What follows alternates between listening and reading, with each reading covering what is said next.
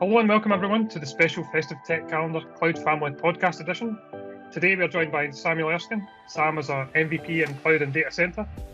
Today we're going to talk to Sam about careers. So welcome to the show, Sam. How are you doing today? Hi, Gregor. I'm great. And hi, Richard. Wow, festive. You two look amazing. I feel a little bit underdressed. You know what I mean?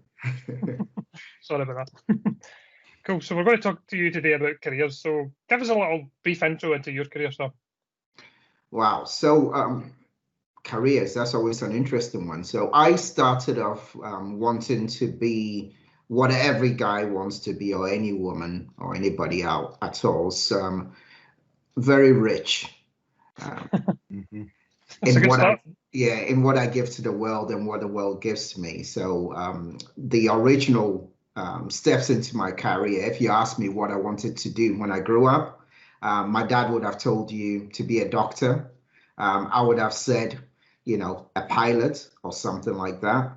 But as we started to move on, my journey began as a field service engineer. Even though my degree dealt more with development. So I did microelectronics and computing. However, when I graduated, I found out the big difference between what you do in the classroom and what the real world offers out there. Yeah, a big difference. That's why I never went to university or anything. You just got some hands-on real world experience, self-studied, and forget about that book smart, and all that stuff. So Sam, have you always been interested in tech?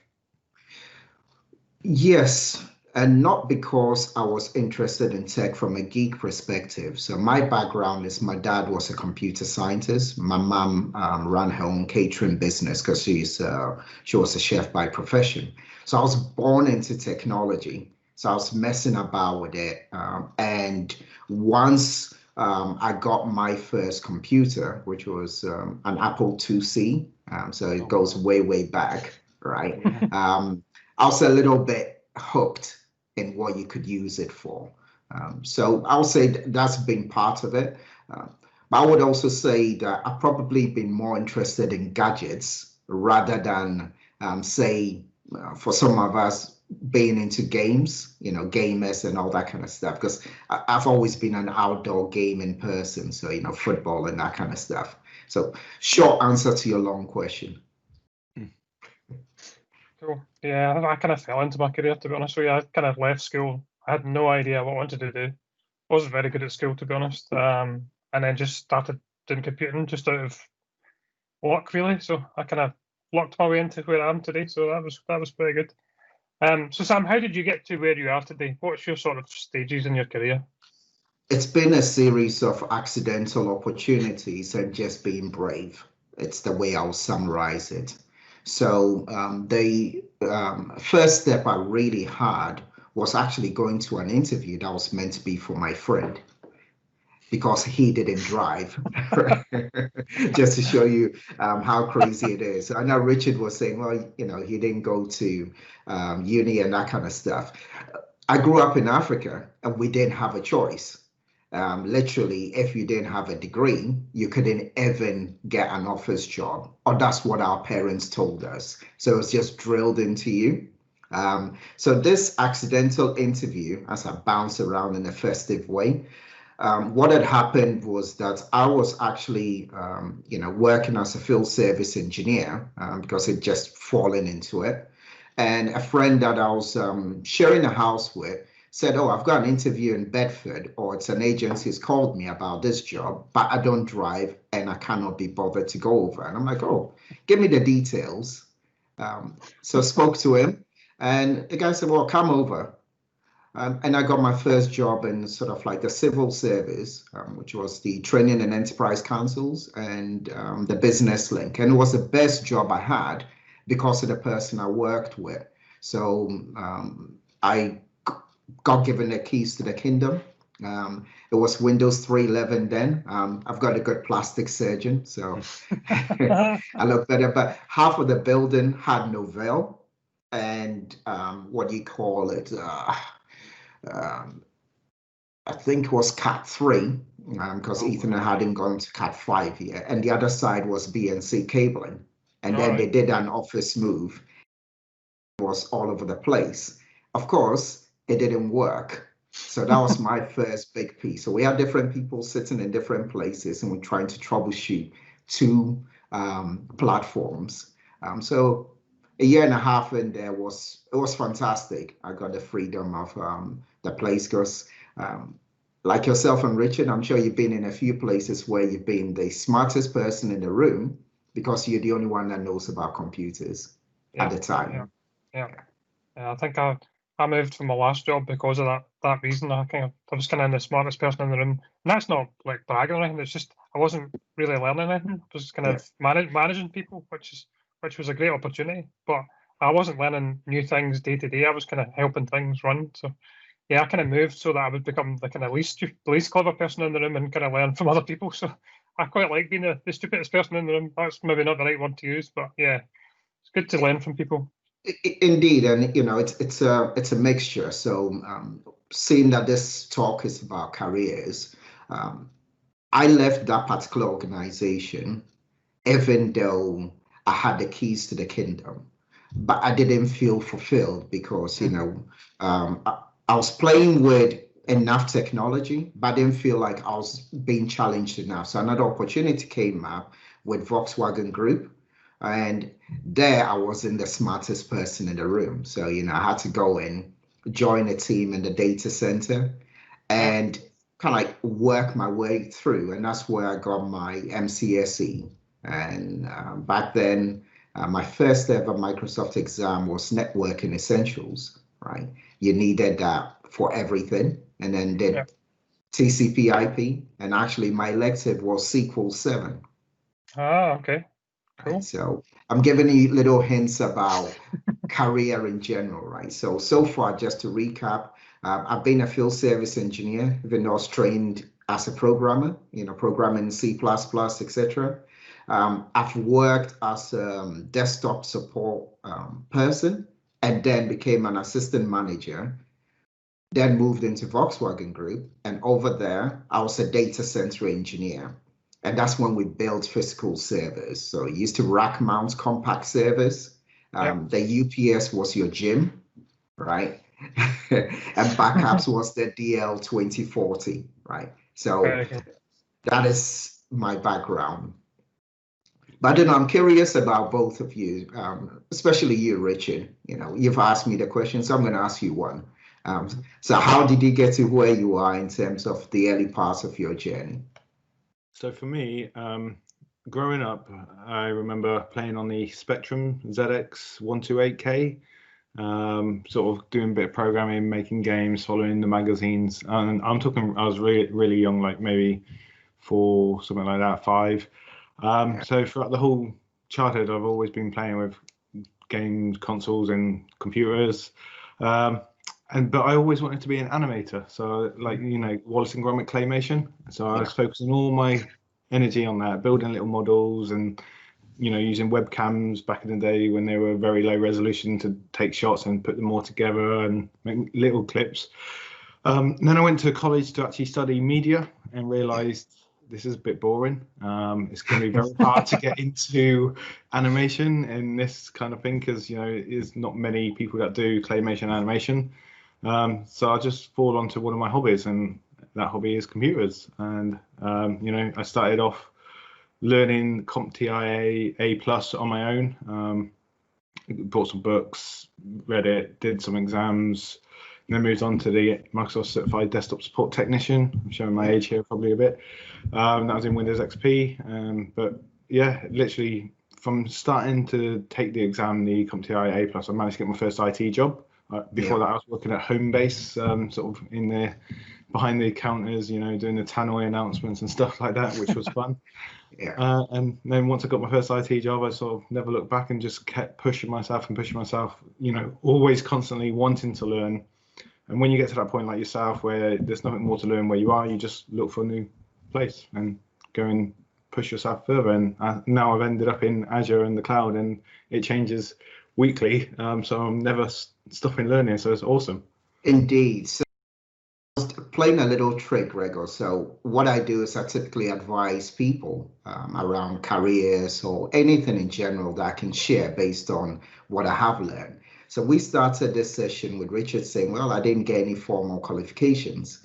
What I didn't share was that with all my formal qualifications, my first job was in a warehouse as a picker, because that was the only job I could get. And I discovered they had some computers there, OS2 at the time. And I was the only one that understood computers, and I revolutionized the system in terms of like, you talked about home base. Logistics is a huge thing, right? So this was for a quick save. So through that experience, I actually did a night course in ICS PC repair, right? Okay. So what I'm trying to say is that it's not where you begin, it's the opportunities that allow you to learn. So the first thing I always say is, when somebody says, should I study this, should I study that? Some will happen by accident, but typically it's about finding something that you connect with and then figuring out how to get paid for it. Yeah, that's a good point. Yeah, because I was wanting to ask you about career plans, but it doesn't sound like any of the three of us have really had a career plan. We've kind of nope. No, I certainly don't have a career plan. Yeah. Do you think a career plan is important nowadays, or do you think people can still kind of just not wing it, but they can kind of fall into what they like? I believe a career plan is very important. I don't know what sports you two support, sort of like football or... Football and golf. Football and golf. Okay, excellent. I've never known a golfer turn up on the golf course without trying to get to the end of that session with the least amount of strokes. Yeah. Right. What you can't plan for is that accidental hole in one. Right. I'm showing you how I twist things up. Right. It's the same thing as football. I used to be a football coach as well, and I played for years. You can train as much as you want. The coach gives you the plan, right, of how you're going to play the game. That's the career plan. So that's very important if you can think about it.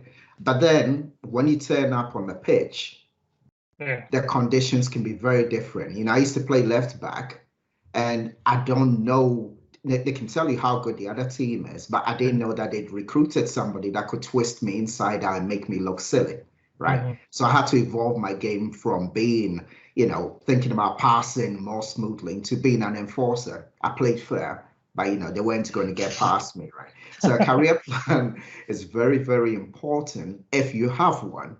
However, just the training aspect, being prepared in the mindset, right? So I read a book, Rich Dad, Poor Dad, years ago. That was an accidental education, but it taught me one fundamental thing, right? The difference between assets and liabilities. I never quite understood it. Owning a car, right, doesn't make you rich. Owning a car that allows you to lease it out as a taxi could make you rich, because you're making that asset work for you. So your career plan is very much like, gathering, what assets am I going to gather? And then the career itself, there are going to be bits you can control and then bits you cannot, but you have to just look out for the brave opportunities that come along. No, that's a good point. I like that. I like that a lot. It's really good. It's really good. So Sam, what one thing could you recommend to someone to up their career game? Look out in the market to find out, what people are looking for. I always say this because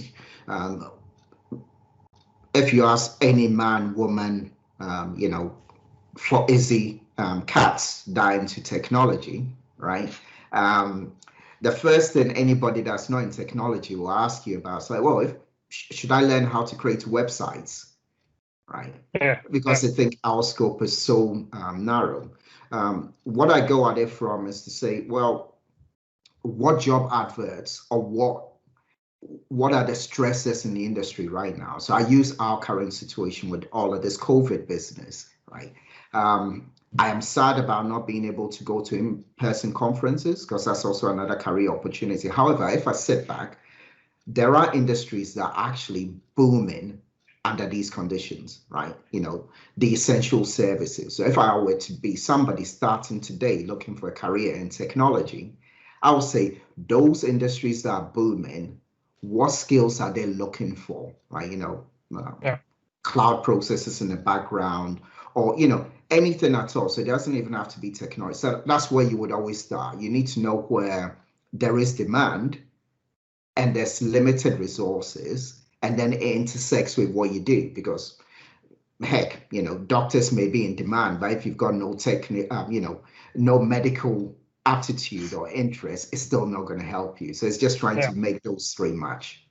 Yeah, that's a good point, because about 2 jobs ago, I was kind of in a feature factory doing the same .NET development, 2-week sprints constantly, and I was looking around inside the company and thinking, where am I going to move to? What's the upcoming trend? So at that point, cloud was getting big, and I was starting to get big. So that's kind of what I did. I kind of thought, right, I'm a Microsoft developer. I'm going to go and look at Azure. So that's kind of what I kind of did. That I kind of looked at what's a big trend that's upcoming. The kind of front end development skills was React and kind of Angular, but I wasn't really wanting to do that. And I thought cloud skills, I've got to go and learn Azure. So yeah, I kind of did that path as well. So that's good. That's a good bit of advice. So how important is LinkedIn social media, would you say, in career development? It's huge now, right? Because that's how people get to know about you, and that's how you get to know about other people. Now, I'm going to call out somebody that doesn't know they had a huge influence on me, and it was Stephen Rose. I attended a session in Seattle many years ago, and he did a session on building your personal brand. Reason why I bring this forward is that social media for the sake of social media is not going to help you. It could actually hinder your career progression. You are one sentence away from being categorized incorrectly by recruiters. So I follow my digital footprint, and I follow a very simple principle, right? Which is, if I was in the middle of a supermarket, would I shout this out, and would I be comfortable for everybody to hear this? Right? It's often missed by people today by the 140 character messages and stories you can put on LinkedIn, etc. So they're all very important. I missed the in-person conference, and I would, you know what I mean. But what I would also say is that just being on LinkedIn, don't just connect with technologists. Look up for your old classmates from years ago, somebody you may have interacted with, because those are the links to your career progression, because we belong to a very, very small circle of people, even though it's global, but we are within this circle. The jobs that depend on us, they actually come from multiple industries. So if you can expand your network, I had a friend call me recently, and he's a chartered accountant, right? He used to work for Hayes, but he called me, goes, well, I'm going in for this role. Can you prep me about what this whole cloud thing is, right? Now, he's the most unlikely person to ask me for advice, because his role was actually going in there to do financial services and build things up. As we started to talk, I found out that he wanted to know about, what a gold partner meant. And I thought, well, actually, I'm not quite sure. I need to check it out again, right? What multi-cloud meant. So to bring it back to that original question, because I have too much information, so I'll compress it. Use social media, but remember, there's a difference between being social and being professional. That still exists. So use social media in a professional way. And if you want to be social with social media, focus more on maybe direct messages. That's what I do. People give me a shout out publicly. I'll respond to them privately if I feel that the information I need to give out is private. So that's it, really. I don't know, but Gregor, I know you put a lot of this festive stuff together and the cloud family stuff together, and you've touched on little bits of your career, but I want to go around a different area, which is the soft skills part of it. You're from Scotland. I think the accent gives it away. But what would you say would be your tip for people around building their soft skills? I'm curious as to your piece on that. It's a good question. I probably struggle with my soft skills, to be honest. I was quite shy to begin with. I have a bad habit of getting very nervous and speaking really quickly. So What I did was I wanted to do. I watched speakers like yourself. I go to conferences, and I would attend conferences, and I wanted to be that person. I was like, I would really like to stand up and give talks. So I've read some articles and looked for tips from all around the Twitter and YouTube and things like that to try and become a better speaker. So I've kind of worked on trying to slow down, which sometimes happens, doesn't always happen, as you could tell. I also decided to do lots of talks. So during COVID, I thought now's a really good opportunity to do some online talks. So I booked myself in to do 5 or 6 talks really quickly, just to go over that fear of doing that. So yeah, I've read some books and just try to slow down, try and think about what I'm saying, and try not ramble. So the soft skills are very important. And as you say, you made a very good point about social media and not basically just being too loud. I'm probably guilty of being a little bit loud on social media. So yeah, so it's a good point worth making. Well, there's no right or wrong way here, right? So I'm from a generation where we perhaps went loud because I'm always thinking, well, more from my family perspective, right? You're always worried that your dad heard from a friend that, you were messing up somewhere. That's probably why I'm less loud on social media. But if you look at the new generation, social media is the playground they grew up in.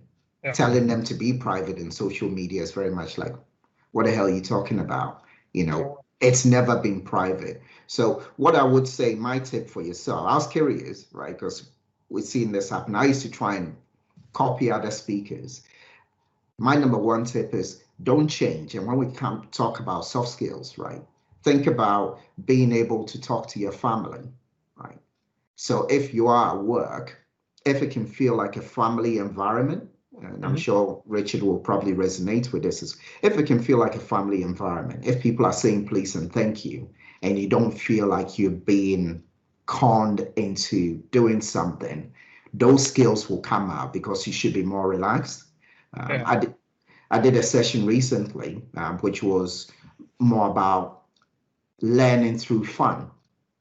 And I say that, we're always told to be serious, right? If any of you have been in my sessions, you would realize that I'm not completely there most of the time in terms of being that blueprint to speakers. And it came about because it was uncomfortable when I tried to copy other speakers, right? Okay. There is a link for all of this. When it comes to your career, don't try and copy other people. Just pull what you can see is great about how they follow their paths, and then inject yourself into it. Because I talk too slowly, I talk too much. But those that talk too fast and talk too little never get told of. You just need to know when to use what and just evolve. It's great advice. Yeah, definitely. So how do you get yourself into the mindset to continue your career, your learning, and all of this stuff? What's your tips and tricks? Don't be afraid to scare the hell out of yourself, right? And also listen to those that have observed you more than you have. So in my current role, I actually went for a different role, and my mentor turned around and said, you can do stuff in service management. You've got all these people skills. I think you'd be great at this. 1 year on, I'm still scared about it because I feel like I'm losing my technical anchor, right? But I'm actually enjoying the other side of it. So I would say you just need to be brave and realize that I saw a quote recently. I don't know where it came from. It doesn't matter how far you go, you can still turn around and start again. Because I love that. You get what I mean? We always feel like, well, I've invested so much in this particular technology or in this particular career path. If I drop it, I'm going to start again. But think about it the other way. If you continue, you're just digging a bigger and bigger hole. Yeah. And it's further to climb out of. It's kind of what I did, to be honest. I was a .NET developer and just wasn't really going anywhere, and thought I need to dig myself out of this hole and move. So I changed to become a cloud developer. Yeah. Sam, you mentioned mentoring there. How important is it to have a mentor, do you think? It's huge, and it's there are different kinds of mentors. So a lot of people feel I need to go out and request this specifically, right? So reach out to people that have been doing it for a long time, right? And I'll call it Sam's mentorship program, right? It's actually not having one mentor, but finding out different attributes from multiple people. So if I want to know about, how to set up a good session, right, for recording, I noticed that is it Lisa Clark or Lisa of the page, right? She's got a fantastic setup. So that will be my mentor for setting up webcasts, right? If I want to learn about community, if that's my passion, I'll probably reach out to Isidora, right? If I want to know about cloud development and how you change your career from .NET to cloud development, I'll reach out to you, Gregor. So what I'm saying is, depending on what you're looking to get some advice around, right? Grab appropriate people and remember that it's not going to be a one-stop shop. So find somebody that's done it, but don't be afraid to extend that circle to all of the different parts of your circle. Yeah. I think that's one of the reasons why a big sister always told me when I was younger that networking is huge in any walk of career, basically, any kind of career. So that's what I'm always saying to Richard. I says you should try and follow more people on Twitter and grow your network, because you can go to conferences once the conferences are back and meet all these people, and your network expands, and you can find people like Lisa and Izzy for different things, and find mentors as well. Yeah. Cool. And if you are within an organization, my number one tip, having worked for myself as well, is remember that you work for yourself, right? And never feel like you are constrained. So all too often, we always ask ourselves the question, if I don't have this job, what would I do? The scary tip I follow, and I'll leave you two with this, is I always aim to make myself redundant from my existing position, right? Not from the job, right? So if you don't make yourself redundant, you block two things: other people being able to progress to your stage and you being able to progress to the next stage, right? You don't have to move, but you have to plan to move, and then you have to plan to make sure that you leave room for somebody else. Those are, the two big things that drive me. That's really good advice. I remember being back in the IT pro field throughout my career. There were people there who held on to all this information so they would never be made redundant and everything like that. But like you just said, they are stopping themselves from progressing and other people from progressing. So that's some awesome advice there, and everyone should definitely listen to that. Thank you very much. And I know this is the festive period and it's the time for giving. However, I would like us to continue this conversation another time as well. And I don't know if you had any additional questions, because I feel the three of us can talk forever, but I also want to wrap this up so I can go and have another coffee, if you don't mind. Yeah, no problem. I'm just kidding. No, thank you for coming on the show, today's show, Sam. Thanks again, that was awesome. And I hope everyone enjoyed this Festive Tech Special Edition. Thanks again, Sam. Thank you very much, Richard and Gregor. And please keep on doing what you're doing. A big shout out to the Cloud family. It's a great name because you can keep on growing indefinitely. Thank you very much for having me. Cheers, thanks, Sam. Thanks for the time. Cheers. Cheers.